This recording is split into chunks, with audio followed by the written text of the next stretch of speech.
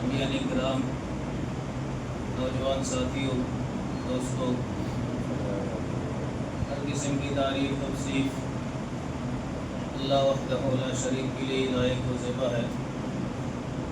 درود و سلام ہو اس کے آخری نبی جناب محمد رسول اللہ صلی اللہ علیہ وسلم پر۔ اللہم صلی علیہ، اللہم بارک علیہ۔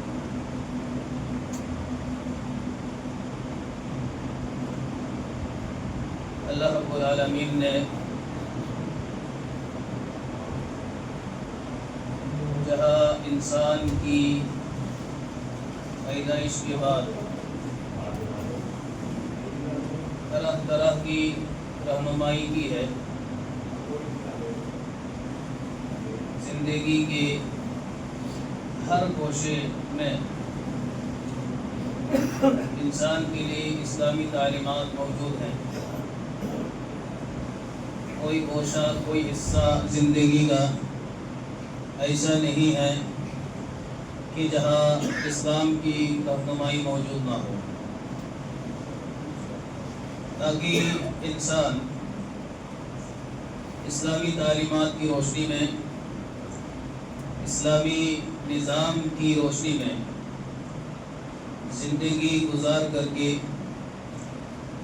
اپنی دنیا بھی اچھی کر لے اور آخرت بھی اچھی کر لے، کہیں پر بھی اس کو کوئی نقصان نہ ہو، نقصان اٹھانا نہ پڑے، وہ شرمندہ نہ ہو، شرمندگی اور آر اس کو محسوس نہ ہو۔ دنیا میں جہاں انسان کے پاس جینے کے مختلف وسائل ہیں، وہیں پر جینے کا بہت بڑا ذریعہ، وسیلہ مال ہے۔ مال بھی اللہ رب العالمین عطا کرتا ہے، شروع سے لے کر اخیر تک اللہ رب العالمین کی مکمل رہنمائی موجود ہے مال کے سلسلے میں۔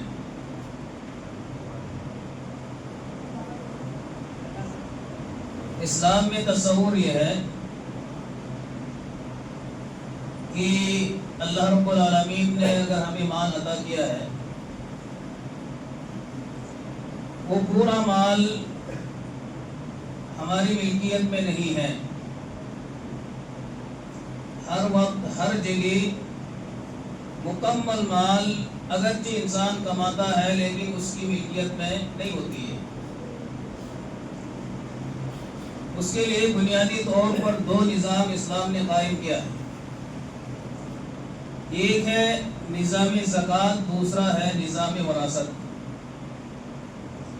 تاکہ مال ایک ہی انسان میں جمع ہو کر رہ نہ جائے۔ نظام زکوٰۃ میں رشتوں کا اعتبار نہیں ہوتا ہے، بلکہ اس کے بہت سارے مصارف ہیں، خصوصاً اس کے جو مستحقین ہیں وہ غربا، فقراء، مساکین ہیں، تاکہ اس کے ذریعے سے سماج و معاشرے سے غربت کا فقدان ہو، غریبی کو ختم کیا جائے، سارے لوگ آرام اور سکون کے ساتھ زندگی گزاریں۔ وہی دوسرا نظام وراثت ہے، اس میں غریبی نہیں دیکھی جاتی ہے۔ جہاں اللہ رب العالمین نے ایک آدمی کا مال دوسرے غریبوں تک پہنچایا، وہی اللہ رب العالمین نے ایک انسان کا مال دوسرے مالداروں تک بھی پہنچایا ہے۔ اسلام میں وراثت کا جو نظام ہے، اس میں یہ مد نظر نہیں رکھا گیا ہے کہ اس سے غربت ختم کی جائے گی، غریبی دور کی جائے گی، نہیں، بلکہ اس میں رشتوں کا اعتبار ہے، نسب کا اعتبار ہے، خون کا اعتبار ہے، صلب کا اعتبار ہے۔ آج کے معاشرے میں طرح طرح کے موضوعات پر آپ تقریریں سنتے ہوں گے، ایک سے ایک تقریر ہوتی ہے. جہیز کے خلاف آپ بے شمار تقریریں سنی ہوگی آپ نے. جہیز دینا حرام ہے، جہیز لینا حرام ہے. جس مقدار میں، جس تفصیل کے ساتھ جہیز کی مخالفت کی جاتی ہے، کیا اسی کیفیت اور اسی مقدار کے ساتھ ان لوگوں کی مخالفت کی جاتی ہے جو وارثین کو وراثت نہیں دیتے، بیٹیوں کو حصہ نہیں دیتے؟ میں حمایت کسی کی نہیں کر رہا، اور جہیز حرام ہے اور اسلامی معاشرے میں اس کو برا بھی سمجھا جاتا ہے. کیوں سمجھا جاتا ہے؟ کیونکہ اس کی مخالفت بہت زیادہ ہوتی ہے. اس کے بارے میں بیانات ہوتے ہیں، تقریریں ہوتی ہیں، جلسے جلوس ہوتے ہیں، کانفرنسیں ہوتی ہیں. آج تک آپ نے کتنی کانفرنسیں دیکھی کہ وراثت کے سلسلے میں کانفرنسیں منعقد کی گئی ہو کہ کس کا کتنا حق ہے، بیٹی کا کتنا حق ہے، باپ کا کتنا حق ہے، ماں کا کتنا حق ہے؟ کتنی کانفرنس ہوئی؟ تو جرائم جو پیدا ہوتے ہیں ہمیں اس پر غور کرنا چاہیے کہ یہ جرائم پیدا ہو رہے ہیں تو کیوں ہو رہے ہیں. آج جہاں جہیز کا ماحول بالکل گرم ہے، جہیز کے بغیر نکاح شادی بعض علاقوں میں ممکن نہیں ہے. بیٹیاں بوڑھی ہو جاتی ہے، کنوارا پن ختم ہو جاتا ہے، نکاح نہیں ہوتا ہے، شادی نہیں ہوتی. اس میں بنیادی ایک سبب یہ بھی ہے کہ آج بیٹیوں کو وراثت سے باپوں نے دور کر رکھا ہے، محروم کر رکھا ہے. سب کو معلوم ہے کہ بیٹیوں کو حصہ ملتا نہیں ہے، بھائی اپنی بہن کو حصہ دیتا نہیں ہے. تو اس لیے نکاح کا جو وقت ہوتا ہے اسی وقت کو غنیمت سمجھتے ہوئے جہیز کا مطالبہ کیا جاتا ہے کہ جو ملنا ہے ابھی مل جائے، یہی کیا ہے؟ غنیمت ہے، یہی قدر غنیمت ہے. تو ہمیں جرائم کے اسباب پر غور فکر کرنا چاہیے کہ یہ جرائم پیدا ہو رہے ہیں تو کیوں ہو رہے ہیں. اس جڑ کو جڑ سے اکھاڑ کر کے پھینک دینا چاہیے تاکہ کوئی جرم پیدا ہونے کا کوئی باب ہی نہ رہے، کوئی دروازہ ہی نہ رہے. آج معاشرے میں آپ دیکھیں تو یہ وراثت کا مسئلہ ہے، اس کو لوگ گناہ ہی نہیں سمجھتے ہیں. بھائی بھائی کا حق کھا رہا ہے، بھائی بہن کا حق کھا رہا ہے، بھائی جو ہے اپنی ماں کا حق کھا رہا ہے، اپنے باپ کا حق کھا کے بیٹھا ہوا ہے، اور اس کو لوگ گناہی تصور نہیں کرتے. کیوں تصور نہیں کرتے؟ میں بدگمانی نہیں کرتا، جہاں تک میں کہتا ہوں لوگوں کو اس کے بارے میں علم نہیں ہے. جس کے بارے میں علم ہوتا ہے کسی گناہ کے بارے میں، اگرچہ لوگ کرتے ہیں پھر بھی اس کو گھن کرتے ہیں اس گناہ سے. دیکھیے شراب عام ہے، چھوٹے سے لے کر بڑے تک سب کو پتا ہے شراب پینا کیا حرام ہے. معاشرے میں اس کو بہت ہی حقیر نگاہوں سے، گھناؤنی نگاہوں سے دیکھا جاتا ہے ایک شرابی کو. یہاں تک کہ شرابی نے اگر دعوت دی اس کے گھر میں کھانے کے لیے لوگ تیار نہیں ہے. کیوں؟ لوگ گھن کرتے ہیں کہ ہم شرابی کے گھر کھانا کیوں کھائیں، کیسے کھائیں، گھن آتی ہے کیونکہ شراب سے گھن ہے. شراب کے بارے میں علم ہے کہ شراب حرام ہے، یہ بہت بڑا گناہ ہے، اس لیے اس سے گھن کرتے ہیں. چور ہیں، چور نے دعوت دی، بہت سارے لوگ انکار کر دیتے ہیں کہ ہم چور کے گھر میں دعوت کیوں کھائیں. ایسا کیوں بولتے ہیں؟ ان کو اس عمل سے گھن ہے، لوگوں کو اس چوری سے، اس عمل سے کیا ہے؟ گھن ہے. اب یہ گھن کب پیدا ہوا؟ جب اس کے پاس علم آیا چوری حرام ہے، چوری نہیں کرنا چاہیے، شراب حرام ہے، شراب نہیں پینا چاہیے، یہ بہت بڑا جرم ہے، یہ بہت بڑا گھناوانی جرم ہے، گناہ ہے. اس کے پاس علم آیا اور اس کو گناہ سمجھا لوگوں نے اور اس سے نفرتیں پیدا کی. سود ہے، کوئی آدمی سود کھاتا ہے، اس نے دعوت دی. بہت سارے لوگ کتراتے ہیں کہ ان کے گھر دعوت کھائے یا نہ کھائیں. کیوں؟ کیونکہ لوگوں کو معلوم ہے سود کیا حرام ہے. یہ گناہ بہت بڑا گناہ ہے. اس کے گھر میں ہم کھانا کھائیں گے تو ہمیں گھن محسوس ہوگا.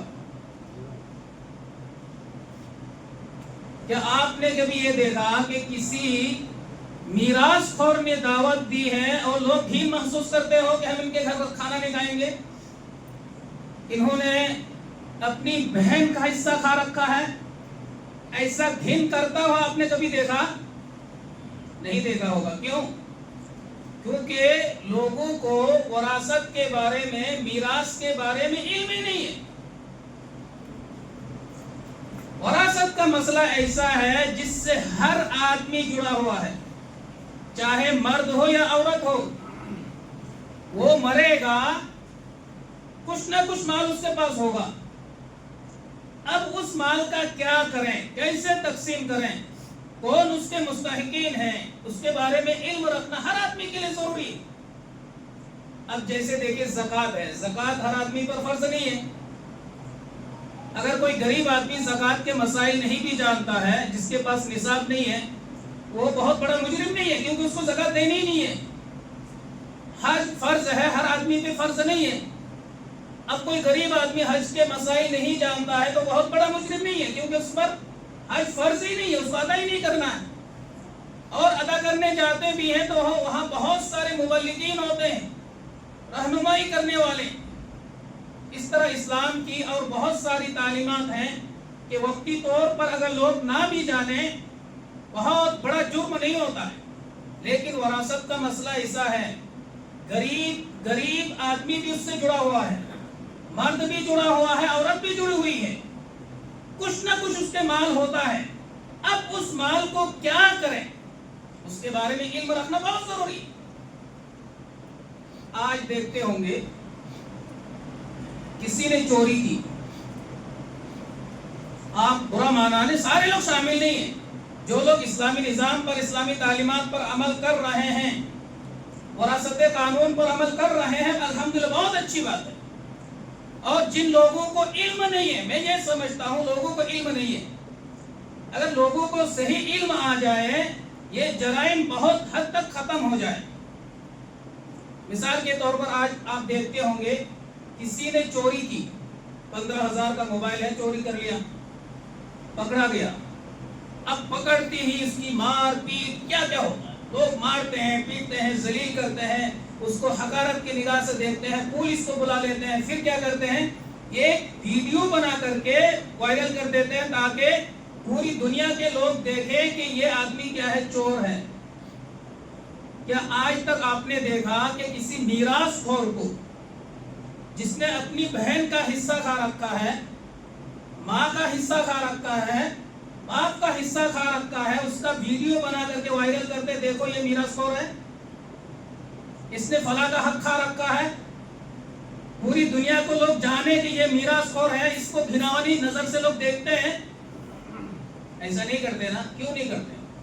کیونکہ لوگ اس کو گناہ ہی نہیں سمجھ رہے ہیں. ہم جو ایک دوسرے کا حق کھا رہے ہیں، بہن کا حق کھا رہے ہیں، باپ کا حق کھا رہے ہیں، اس کو لوگ گناہ نہیں سمجھ رہے ہیں، جرم ہی نہیں سمجھ رہے ہیں. جب گناہ سمجھیں گے، جرم سمجھیں گے، تب ہمارے دلوں میں گھن محسوس ہوگا، ہمارے دل میں گھناوانی محسوس ہوگی، نفرت پیدا ہوگی اس گناہ کے خلاف. آج بہت سارے مسائل ایسے آتے ہیں. 10 سال سے ایک آدمی سے بہت اچھی تعلقات ہیں، 10 سال سے بڑی اچھی تعلقات ہیں. وہ آدمی کیا ہے، سود خور ہے. اچانک اس سے لڑائی ہو گئی. اچانک کیا ہو گئی، لڑائی ہو گئی. اب دوڑتا مولوی کے پاس آیا کہ مولوی صاحب بتاؤ یہ آدمی سود خور ہے، اس کے گھر پہ کھانا کھانا جائز ہے؟ اب یہ عوام بھی جو ہے نا، ہر مولوی کو بیوقوف سمجھتے کہ مولوی لوگ کچھ بھی نہیں سمجھتے. آپ نکالنا کیا چاہتے ہو؟ 10 سال سے آپ کی تعلقات تھی، تب تک تو اس کے گھر پہ کھانا پینا سب کچھ جائز تھا. آج لڑائی ہو گئی تو کھانا پینا کیا ہو گیا؟ حرام ہو گیا. اب آیا دوڑتا دوڑتا مولوی سے فتوا لیا, مولوی صاحب نے تو حرام کا فتوا مار دیا. اب بندوق جو ہے مولوی کے کندھے پر رکھ کر وہ گولی چلا رہا ہے. مولوی صاحب نے کیا کہ حرام کا فتوا دے دیا. کہ آج تک ہمارے پاس واللہ کرو ممبر رسول سے کھڑے ہو کر کرو, آج تک ایسا مسئلہ نہیں آیا کہ مولوی صاحب بتاؤ فلاں آدمی نے بہن کا حصہ کھا لیا, اس کے گھر میں دعوت کھانا جائز ہے نہیں. کسی نے آج تک نہیں پوچھا. کیوں ایسا کیوں ہے؟ کیونکہ ہمیں اس کا علم ہی نہیں کہ ہم جو گناہ کر رہے ہیں کتنا بڑا گناہ کر رہے ہیں. یہ جرم ہے, جرائم ہے, گناہ ہے. معاشرے میں اس کو گناہ ہی نہیں سمجھا جا رہا. تو دور جاہلیت کے یہ جو اعمال ہیں, دور جاہلیت میں بھی اس کو گناہ نہیں سمجھا جاتا تھا. آج وہی کام مسلمان کر رہے ہیں. دور جاہلیت میں کیا ہوتا تھا کہ آدمی مر گیا, کوئی آدمی مرد ہو یا عورت مر گیا, اب اس کا وارث کون ہوگا؟ اس کا وارث وہ بن جاتا تھا جو بہت مضبوط ہوتا تھا, طاقتور ہوتا تھا. چاہے اس کا بڑا بیٹا ہو, چاہے بیٹی ہو, چاہے اس کا بھائی ہو. یعنی جو مضبوط ہے, طاقتور ہے, گنڈا ہے, طاقت ہے اس کے پاس, گنڈا گردی ہے, وہ جو ہے اپنی گنڈا گردی سے سارے مال پر قابض ہو جاتا تھا. کسی کو کچھ نہیں دیتا, وہ اس کا اپنا اکیلا پورا کھا جاتا تھا. ایک طریقہ یہ تھا. آج بھی یہ طریقہ موجود ہے مسلم معاشرے میں. دیکھتے ہوں گے, میں سب کو نہیں کہہ رہا ہوں, کوئی مر گیا, اب اس کے پاس بیٹے ہیں, بیٹیاں ہیں, اور بھی رشتہ دار ہیں. ان میں جو سب سے مضبوط ہوتا ہے وہ اپنے انڈر کر لیتا ہے پوری دولت. وہ کھاتا رہتا, جس کو چاہتا دیتا, جس کو چاہتا محروم ہی کر دیتا ہے. ایک صورت دور جاہلیت میں یہ تھی, آج ہمارے معاشرے میں یہ صورت پائی جاتی. ایک صورت یہ تھی کہ کوئی مر گیا, اب جیسے ہی وراثت کی بات ہوتی, مان لو بڑا بیٹا ہے, وہ یہ کہہ دیتا کہ دیکھو میں اپنے ابو کے ساتھ اتنے سال رہا, ان کے پاس کاروبار کیا, تجارت کیا, یہ کیا, وہ کیا, میں نے سب سے زیادہ فائدہ ان کو پہنچایا, لہٰذا ابو مر گئے, اب ان کی جائیداد کا میں مالک ہوں. وہ مالک ہو جاتا یہ کہہ کر کے کہ ہم نے اپنے ابو کو بہت زیادہ فائدہ پہنچایا. یہ طریقہ تھا دور جاہلیت میں. آج بھی وہ طریقہ موجود ہے. میں سارے لوگوں کو نہیں کہتا, بہت سارے ایسے بھائی بھی ہیں جو بڑے ہیں, میں نے خود اپنے آنکھوں سے دیکھا, اپنی کمائی بھی چھوٹے بھائی کو دے دیتے ہیں. اپنی کمائی, باپ کی نہیں, اپنی کمائی. بہت سارے ایسے بھی بھائی ہیں معاشرے میں. لیکن بہت سارے ایسے بھی ہیں کہ والد کے ساتھ 40 سال 30 سال رہا, اسی کو دلیل بنا کر کے والد کی پوری جائیداد کھا گیا, پوری جائیداد. ہم نے تو اتنا فائدہ پہنچایا, ہمارا حق ہے, ہمارا حصہ ہے. اب خود سوچئے, ایک بچہ پیدا ہو رہا ہے 30 سال کے بعد, ایک بچہ 30 سال پہلے پیدا ہوا. اب جو 30 سال پہلے پیدا ہوا وہ 30 سال اپنے والد کے ساتھ رہا یا نہیں رہا؟ والد نے اس کو پالا یا نہیں پالا؟ اس کی پرورش کی یا نہیں کی؟ پڑھائی میں خرچ کیا کہ نہیں کیا؟ اس کو آگے بڑھایا یا نہیں بڑھایا؟ اگر وہ والد کے ساتھ 30 سال تجارت بھی کی ہے تو اس کے اخراجات کو کس نے برداشت کیا؟ اس کے جو اخراجات ہے, بال بچے بیوی گھر کے اخراجات وغیرہ, کس نے برداشت کیا؟ یہ ساری تفصیلات ہمیں دیکھنی پڑے گی. آپ نے 10 روپیہ کا نفع پہنچایا, 10 روپیہ کا نفع پہنچانے کے بعد آپ 100 روپیہ کا نفع سب کا ہڑپ رہے ہو. یہ طریقہ مناسب اور جائز و درست نہیں ہے. پوری تفصیل دیکھنی پڑے گی. واقع ہے اگر اس بھائی کی خدمات بہت زیادہ ہے, اگر خدمات کی بھی ہے, کاروبار تجارت میں مدد کی بھی ہے, تو انہوں نے لیا کیا والد صاحب سے, والد صاحب نے ان کے کیا کیا اخراجات برداشت کیے, وہ بھی دیکھنا پڑے گا. اور اگر حقیقت میں اس نے کچھ بھی نہیں لیا, اس کی بڑی مدد ہے, تعاون ہے, سب کچھ ہے, تو ایسی صورت میں اس کی جو مزدوری بنتی ہے, یومیہ مزدوری بنتی ہے, جو اس کا حق بنتا ہے, اسی حساب سے اس کو حق دے دیا جائے گا. بقیہ جو مال بچے گا وہ مال تمام وارثین میں کیا ہوگا, تقسیم ہوگا. پورے مال کا وہ مالک نہیں بن سکتا. آج ایسا بھی ہے، دیکھیے ایسی حالت ہوتی ہے کہ والد انتقال کر گئے، بڑے 3 4 5 بیٹے ہیں اور ایک بیٹا پیٹ میں ہے، ابھی پیدا نہیں ہوا.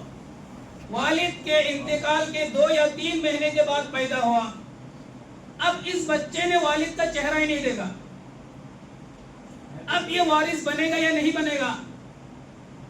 یہ مکمل وارث بنے گا. بہت سارے لوگ یہ کہہ کر کے محروم کر دیتے ہیں اس نے تو اپنے والد کا چہرہ ہی نہیں دیکھا، والد کے ساتھ ان کی کوئی خدمات نہیں ہے.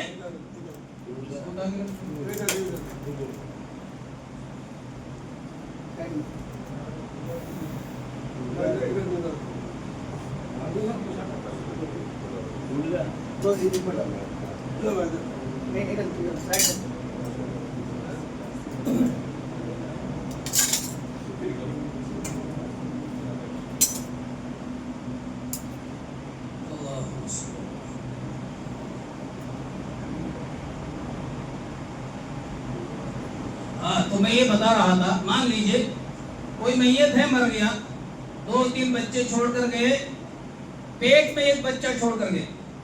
ان کے انتقال کے بعد 2 یا 3 مہینے کے بعد بچہ پیدا ہوا. اب اس کو وراثت ملے گی یا نہیں ملے گی؟ اس کو وہ مکمل وراثت ملے گی. ہم یہ نہیں کہہ سکتے کہ ان کی کوئی خدمات نہیں ہے، والد کی کاروبار میں، تجارت میں، کسی بھی کام میں کوئی خدمات نہیں ہے، یہ نہیں کہہ سکتے. اگر ہم نے والد کی زندگی میں خدمات کی بھی ہے، ان کی مدد کی ہے، کاروبار میں، تجارت میں ہاتھ نبھایا ہے، بٹھایا ہے، تو ہم نے والد کا کھایا بھی تو ہے، ان کا پہنا بھی تو ہے. 40 ہزار 50 ہزار روپے کے موبائل بھی تو ہم نے خریدا ہے والد کے مال سے. یہ ساری تفصیلات دیکھنی پڑے گی. ہم اس بچے کو محروم نہیں کر سکتے.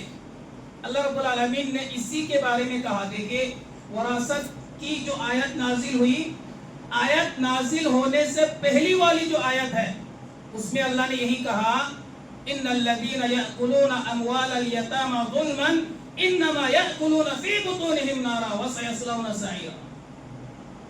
اللہ نے یہاں تمہید باندھ دی ہے کہ وہ لوگ جو یتیموں کا مال کھاتے ہیں ظلم کے طریقے سے، زبردستی، ظلم کے طریقے سے زبردستی کسی یتیم کا مال کھا جاتے ہیں، انما یاکلون فی بطونہم نارا، یقیناً وہ اپنے پیٹ میں جہنم کی آگ بھر رہے ہیں. اب اس آیت کا مطلب صرف یہ نہیں ہے کہ یہ جو چندہ کرتے ہیں یتیموں کے نام سے، غریب فقیر بچوں کے نام سے، اور کچھ حصہ اس میں سے کھا جائے، وہ بھی داخل ہے. لیکن اگر کوئی چھوٹا بھائی سمجھ کر کے، جس کو والد صاحب نے پیٹ میں چھوڑ کر گیا، یا 2-3 سال کی عمر ہی میں والد کا کیا ہو گیا، انتقال ہو گیا، اب وہ بچے کیا ہے، یتیم ہیں. آپ کے وہ بھائی، سگے بھائی کیا ہے، یتیم.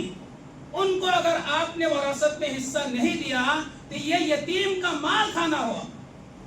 وراثت کی جو آیت نازل ہوئی، اس آیت سے پہلی والی آیت یہ ہے کہ جو لوگ یتیموں کا مال کھاتے ہیں، یعنی اپنے چھوٹے بھائی بہن جو چھوٹے تھے، والد صاحب گزر گئے ہیں، پیٹ میں چھوڑ کر گزر گئے ہیں، ان کا مال جو بڑے بھائی حضرات کھا جاتے ہیں یتیموں کا، گویا کہ وہ اپنے پیٹ میں جہنم کی آگ بھر رہے ہیں. وَسَيَصْلَوْنَ سَعِيرًا، اور عنقریب یہ لوگ بھڑکتی ہوئی جہنم کی آگ میں داخل ہوں گے. اب غور کریں، سوچیں، ایسے جرائم ہمارے معاشرے میں ہے یا نہیں ہے؟ چھوٹے چھوٹے بھائیوں کے ساتھ ناانصافی ہوتی کہ نہیں ہوتی ہے؟ وراثت میں ہم مکمل حصہ دیتے یا نہیں دیتے؟ ہم خود سوچیں، خود غور فکر کریں. یہ سب کے سب یتیموں کا مال کھانا ہے، ظلم کے طریقے سے کھانا ہے. تو وراثت کا جو قانون ہے اس میں امن ہے. اللہ رب العالمین نے جو حصہ مقرر کر دیا ہے اس میں ہر انسان کی حفاظت محفوظ ہے، ان کی عزت وقار کو محفوظ کرنا مقصود ہے، ان کا تحفظ مقصود ہے. اس لیے اللہ رب العالمین نے وراثت کی آیتیں نازل کر کے ایک امن و امان کا گہوارہ ماحول اللہ رب العالمین نے پیدا کیا ہے. وراثت ہمیں تقسیم کرنی ہے لیکن کب کرنی ہے یہ بھی سوچ لے کب کرنی ہے. وراثت تقسیم کرنے سے پہلے بہت بڑی غلطیاں ہم کرتے ہیں. ایک غلطی کیا کرتے ہیں, یہ اس میں مراحل ہے, ہر وقت آپ وراثت تقسیم نہیں کر سکتے. ایک غلطی ہم یہ کرتے ہیں کہ اپنی ہی زندگی میں وراثت تقسیم کر دیتے ہیں, یا بچے دباؤ ڈالتے ہیں تو ہمیں حصہ دو, ہمیں حصہ دو, ہمیں حصہ دو. اولاد اس بات کو غور سے سن لیں, باپ کی زندگی میں, باپ کی حیات میں کوئی کسی کا وارث نہیں بنتا. جب تک ہمارے والدین زندہ ہیں تب تک ہم ان کے مال کے حقدار نہیں ہیں. وہ ان کے مال کا کیا ہے, مالک ہے, وہ قابض ہیں, وہ تصرف کریں گے. وراثت ہمیشہ بنتی ہے مرنے کے بعد, مرنے سے پہلے کوئی وراثت نہیں ہوتی. ہاں اگر والد کسی کو دینا چاہیں, ہدیہ دینا چاہیں, تو ایسی صورت میں بیٹا بیٹی جتنی اولاد ہیں, صرف اولاد شرط ہے, تمام اولاد میں برابر کا ہدیہ دیں. ایسا نہیں کسی کو 2 لاکھ دے دیا, کسی کو 3 لاکھ, کسی کو 4 لاکھ, کسی کو 50,000, ایسا نہیں. اگر ہدیہ دینا چاہے تو تمام کو برابر دینا پڑے گا. اس سلسلے میں بخاری مسلم کی صحیح روایت کیا ہے, موجود ہے. آج اس طرح کے بہانے بھی آتے ہیں وراثت نہ دینے کی صورت میں, کہ بیٹی کی نکاح میں بہت زیادہ خرچہ ہو جاتا ہے, اور بھائی وغیرہ بھی اس کو دلیل بناتے ہیں کہ ہماری بہن کی شادی میں اتنا خرچہ ہو گیا, ہم وراثت کہاں سے دیں گے. دیکھیے, شادی میں خرچ کرنا یہ کیا ہے, یہ والد کی مجبوری ہے, یہ انفاق ہے, یہ ہدیہ نہیں ہے. سمجھیے, ایک ہے انفاق, ایک ہے ہدیہ. انفاق میں آگے پیچھے ہو سکتا ہے خرچ کرنے میں, بچوں میں, لیکن ہدیہ میں آگے پیچھے نہیں, ہدیہ برابر دینا. اب نکاح کرانا ہے, نکاح کرنا ہے, بیٹی کا ہو یا بیٹے کا ہو, جہاں بیٹی کے نکاح میں جہاں خرچ ہوتا ہے وہاں بیٹے کے نکاح میں بھی خرچ ہوتا ہے. اس کا انکار کوئی نہیں کر سکتا. ہو سکتا ہے کمی بیشی ہو, لیکن دونوں کے نکاح میں, دونوں کے بیاہ میں, چاہے بیٹا ہو یا بیٹی ہو, دونوں کے نکاح میں صرف ہوتا, خرچ ہوتا ہے. تو اس کو دلیل بنا کر کے بہن کی نکاح میں بہت زیادہ خرچ ہو گیا, ہم کیوں وراثت دے, یہ جاہلیت کی پکار ہے. جاہلیت میں اس طرح کی پکاری جاتی تھی کہ انہوں نے یہ کر دیا, وہ کر دیا, ان کا کوئی نفع نہیں. ایک بات تو یہ ہے. دوسری بات دیکھیے, یہ والد کی ذمہ داری ہے نکاح, چاہے بیٹا ہو یا بیٹی. مجبوری آ گئی, آپ سمجھ لیں کوئی بیٹا ہے مصیبت میں پڑ گیا, اب اس پر والد صاحب نے 10 لاکھ روپے کیا کر دیا, خرچ کر دیا. اب دوسرا بیٹا ہے جس کے پاس کوئی مصیبت نہیں آئی, والد نے 1 پیسہ خرچ نہیں کیا. اب دوسرا بیٹا یہ اعتراض نہیں کر سکتا کہ ان پر آپ نے 10 لاکھ روپے خرچ کیے, میرے اوپر بھی 10 لاکھ کرو, نہیں, یہ نہیں کر سکتا. کیوں نہیں کر سکتا؟ یہ جو انفاق ہے, انفاق میں آگے پیچھے ہو سکتا ہے. کسی بیٹے کو کسی چیز کی ضرورت ہے, اس نے ضرورت پوری کر دی, کسی کی ضرورت نہیں ہے, نہیں کری. پھر کبھی ہو سکتا ہے اس بیٹے کو اس سے سخت ضرورت پڑ جائے, اس کو پھر خرچ کرنا پڑے. تو خرچ کرنے میں, نکاح بیاہ میں جو خرچ ہوتا ہے وہ تو نہ ہدیہ ہوتا ہے, نہ ہی وراثت ہوتی ہے, بلکہ والدین کی ذمہ داریاں ہوتی ہیں, والدین کی مجبوریاں ہوتی ہیں. ان مجبوری پر وہ کیا کرتے ہیں, خرچ کرتے ہیں. ان چیزوں کو دلیل بنا کر اپنی بہن کو, اپنی بیٹی کو وراثت سے ہم محروم نہیں کر سکتے. پہلی بات. دوسری بات یہ دیکھیے, مرنے کے بعد کیا کرنا ہے. اب کوئی مر گیا, تقسیم کرنا ہے, نہیں کرنا ہے. اس کے بعد بھی فوراً تقسیم نہیں کرنا ہے.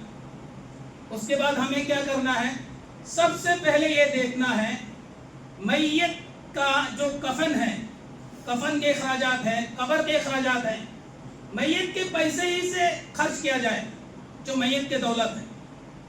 کفن کا خرچہ ہے, قبر کا خرچہ ہے, قبر کھودنے کا خرچہ یا خریدنے کا, شہر میں قبروں کو خریدا جاتا ہے, یا خریدنے کا خرچہ ہے, تو وہ میت کے پیسے سے, دولت سے, مال ہی سے کیا جائے. لیکن آج ہوتا کیا ہے, زندگی بھر کسی رشتہ دار نے کوئی ہدیہ نہیں دیا, آدمی مر گیا, سارے لوگ دوڑنے لگتے ہیں کفن کے کپڑے خریدنے کے لیے. اچھا, یہ جو کفن کے کپڑے خریدنے میں لڑائی ہو جاتی ہے, جھگڑا ہو جاتا, سب دوڑنے لگتے ہیں, یہ کس ناحیت سے دیتے ہیں؟ اب ذرا سوچیں کس ناحیت سے؟ یا تو آپ کہیں یہ صدقہ ہے یا کہیں ہدیہ ہے، دو ہی تو صورت ہو سکتی ہے۔ انسان کفن کا کپڑا دے رہا، کوئی دور کا رشتہ دار ہے وہ دے رہا، کوئی بیٹا دے رہا، کوئی بیٹی دے رہی، کوئی چچا دے رہا، کوئی بھائی دے رہا، لڑ رہے ہیں آپس میں کفن کے کپڑے کے لیے، ایسا کیوں کر رہے ہیں؟ یا تو وہ صدقہ دے رہے ہیں یا تو ہدیہ دے رہے ہیں۔ اگر آپ ہدیہ دے رہے ہیں تو ہدیہ تو زندگی میں ملتی ہے، یا آدمی مر گیا، مرنے کے بعد آپ ہدیہ کیوں دے رہے ہیں بھائی؟ وہ کیا کرے گا ہدیہ سے؟ اگر ہدیہ دے بھی رہے ہیں، جو کفن آپ ہدیہ دے رہے ہیں، اگر وہ زندہ ہوتے کہ یہ ہدیہ قبول کرتے ہو؟ اس معیار کا آپ اس طرح سمجھیے کہ کوئی آدمی ہے، آپ نے 15,000 کا موبائل، اس کی حیثیت سے 15,000 کا موبائل کیا آپ نے خرید کر کے دے دیا، وہ قبول کر لے گا۔ لیکن وہی آپ یہ کہیں کہ میں آپ کے گھر کا راشن خرید کے دے دوں، قبول کرے گا وہ؟ وہ قبول کرے گا آپ کے راشن کو؟ نہیں قبول کرے گا نا۔ تو آپ جو یہ ہدیہ ہی دے رہے ہیں، کفن کا کپڑا ہدیہ دے رہے ہیں، اس کی زندگی میں اگر آپ دیتے تو قبول کرتا ہو؟ قبول نہیں کرتا۔ ایک بات۔ دوسری بات آپ یہ کہ ہم اس کو وہ سمجھ کے دے رہے ہیں، صدقہ، آپ صدقہ سمجھ کے دے رہے ہیں، اس کی زندگی میں صدقہ کو قبول کرتا ہو؟ جو مر گیا ہے، مر گیا ہے، اس کے پاس مال ہے، وہ صدقہ کیوں قبول کرے گا؟ اگر مان لیں زندگی میں قبول کر بھی لیتا، اب مر گیا، مرنے کے بعد اس کے مال ہے، جب اس کے پاس مال ہے پھر وہ صدقہ کیوں لے گا؟ کیوں کھائے گا صدقہ وہ؟ اگر مال نہیں ہے، اس کے پاس کچھ بھی نہیں ہے، ایسی صورت میں ٹھیک ہے کوئی بھی کفن کا کپڑا صدقہ ہی میں دے دے، کوئی حرج نہیں۔ جب اس کے پاس مال ہے، مال کی موجودگی میں آپ صدقہ کیوں کر رہے ہیں؟ اور مر گیا ہے، مرنے کے بعد آپ ہدیہ کیوں دے رہے ہو؟ ہدیہ تو زندگی میں ہوتا، زندگی میں دینا چاہیے، جب تک زندہ دے تب تک کوئی ہدیہ نہیں۔ عید کا موسم گیا، عید کا دن گیا، یہ 100 روپے تک آپ نے نہیں پکڑایا، اب مرنے کے بعد یہ ساری ہمدردیاں اور یہ ساری محبتیں ظاہر ہو جاتی۔ یہ ہمدردیاں، یہ محبتیں انسان کے ساتھ اس کی زندگی میں کرائیں، مرنے کے بعد نہیں۔ مر گیا، ختم، سارے معاملات اس کے کیا ہو گئے؟ کٹ گئے۔ جتنی بھی محبت کا اظہار کرو اس سے کوئی فائدہ ہونے والا اس کو ذات کو نہیں۔ تو پہلی بات یہ ہے معاشرے میں یہ جو ہے نا کفن دفن لے کر جو لڑائی جھگڑے ہوتے، اس ماحول کو ختم کرنا چاہیے۔ میت کے پیسے سے، اس کی دولت سے کفن خریدنا چاہیے۔ قبرستان، قبر کے جو اخراجات ہیں خریدنے کے جو بھی ہے، وہ سارے اخراجات اسی کے مال سے، اسی کے پیسے سے خرچ کرنا چاہیے، ایک بات۔ اس کے بعد کیا کرنا ہے؟ اس کے بعد دیکھنا ہے کہ وہ میت مقروض ہے یا نہیں۔ اگر مقروض ہے، قرض لے رکھا ہے کسی سے 10,000 20,000 25,000 اس طرح کے، سب سے پہلے آپ قرض دو۔ اب قرض کی دو شکل ہے، ایک تو انسانوں سے لے رکھا ہے، ایک ہے کہ اس نے زکوٰۃ نہیں دی ہے۔ یہ بہت نئی سی بات آپ کو لگے گی، نئی بات، بالکل بات نئی نہیں ہے، ہمیں علم اس سے نہیں لگ رہی ہے۔ بہت ساری باتیں پرانی باتیں ہیں، اللہ کے نبی نے فرمائی، کتنی پرانی بات ہے، ہم نے زندگی میں سنی نہیں۔ ارے مولوی صاحب نے ایک نئی بات اضافہ کر دی، نئی بات کہہ دی، آج تک ہم نے نہیں سنی، آج تک آپ نے نہیں سنی۔ مولوی کی غلطی نہیں، غلطی آپ کی ہے، آپ نے نہیں سنی، آپ نے علم حاصل نہیں کیا۔ جس نے پتا ہے اس کی غلطی نہیں ہے، غلطی ہماری اوپر سے کسی اور پر کہے۔ مولوی صاحب نے بہت بڑی عجیب و غریب بات سنا دی۔ قرض دو شکل کی ہوتی، انسان میت نے اگر انسانوں سے قرض لے رکھا ہے، سب سے پہلے اس کے مال سے کیا کریں گے؟ قرض ادا کریں گے۔ اگر اس نے زکوٰۃ ادا نہیں کی ہے، زکوٰۃ بھی قرض، کیوں؟ زکوٰۃ میں جو مال فرض ہے جتنی مقدار میں، اصل میں وہ مال اس میت کا ہے ہی نہیں، وہ کسی اور کا مال ہے، غریب کا، فقیر کا، مسکین کا، جو اتنے سالوں سے کھا رہا تھا، ایک جرم کر رہا تھا، لیکن دفنانے سے پہلے یا دفنانے کے بعد وراثت تقسیم کرنے سے پہلے اس زکوٰۃ کو، جتنی مقدار میں زکوٰۃ واجب ہوئی ہے، ان تمام زکوٰۃ کو ادا کرنے کے بعد جا کے تقسیم ہوگا۔ اگر آپ نے کسی غریب، فقیر، مسکین جو زکوٰۃ کی شکل میں ہے، آپ نے تقسیم کر لیا، کسی اور کا مال آپ نے کیا کر لیا؟ تقسیم کر لیا، حرام ہے، حرام ہے، یہ کسی اور کا مال آپ نہیں کھا سکتے۔ یہ دوسری شکل۔ اس کے بعد وصیت کا مسئلہ ہے، پھر اس کے بعد بھی مال تقسیم نہیں کریں گے، اس کے بعد بھی مال تقسیم نہیں کریں گے، مال تقسیم کم کریں گے۔ اس کے بعد دیکھیں گے میت نے وصیت کی ہے یا نہیں کی ہے۔ یہ وصیت کیا ہوتا ہے؟ وصیت کسی بھی وارث کے لیے ہر وقت وصیت نہیں کر سکتا، اور ہر کسی کے لیے نہیں کر سکتا، اور ہر کام میں نہیں کر سکتا۔ تین باتیں۔ وصیت اگر میت نے کی ہے تو مال تقسیم کرنے سے پہلے دو کام کرنے سے پہلے کفن دفن اور قرض وغیرہ جو دو شکل زکات یا کسی اور سے لے رکھا وہ دینے کے بعد تیسرے نمبر پر دیکھیں گے کہ میت نے کوئی وصیت کی ہے یا نہیں کی ہے. وصیت کس کے لیے کرنا ہے یہ بات سمجھیے. وصیت وارثین کے لیے نہیں کر سکتے. ہم مان لے ہم باپ ہیں, ہم اپنی زندگی میں یہ وصیت نہیں کر سکتے کہ فلاں بیٹی کو اتنا دینا, فلاں بیٹی کو اتنا دینا, فلاں بیٹی کو اتنا دینا, فلاں بیٹی کو مرنے کے بعد اتنا دینا. اس طرح وصیت حرام ہے, نہیں کر سکتے. کیوں؟ اللہ کے نبی صلی اللہ علیہ وسلم نے فرمایا ان اللہ اعطى كل ذي حق حقه فلا وصیۃ للوارث. اللہ رب العالمین نے ہر انسان کا حق مقرر کر دیا. آپ کے جو وارثین ہیں, خصوصاً اولاد ہیں, ماں ہے, باپ ہے, یہ چار وارثین ہیں. اللہ رب العالمین نے وراثت کو فکس کر دیا, متعین کر دیا. جس کا جو حق ہے اللہ نے کیا کر دیا؟ متعین کر دیا. فلا وصیۃ للوارث, کسی بھی وارث کے لیے وصیت جائز ہی نہیں. پہلی بات یہ ہے جو لوگ وارث ہیں ان کے بارے میں آپ وصیت نہیں کریں گے, حرام ہے. اگر وصیت کریں گے بھی وہ کل عدم ہو جائے گا, اس کو مانا ہی نہیں جائے گا.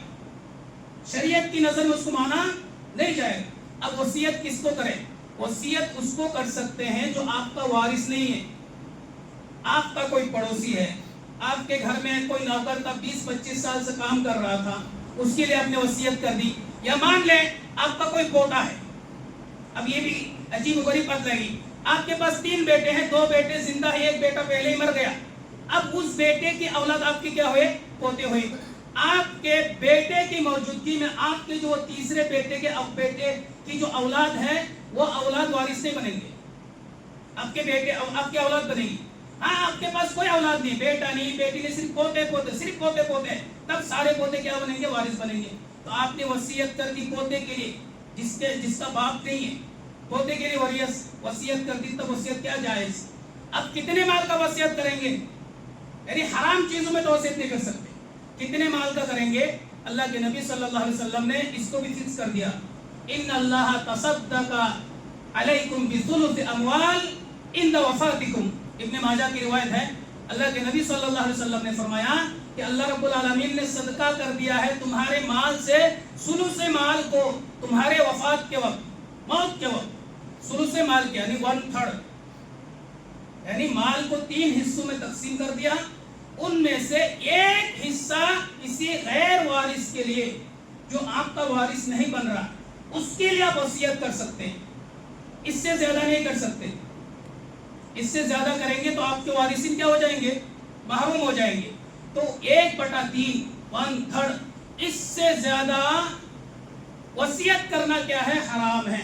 تو اس کے بعد دیکھیں گے اگر میت کی طرف سے اس طرح کی اگر کوئی وصیت ہے تو اس وصیت کو پورا کریں گے. سب سے پہلے کفن دفن, اس کے بعد قرض, اس کے بعد اگر وصیت ہے تو وصیت کا مال نکال کر کے اس کو دے دیں گے.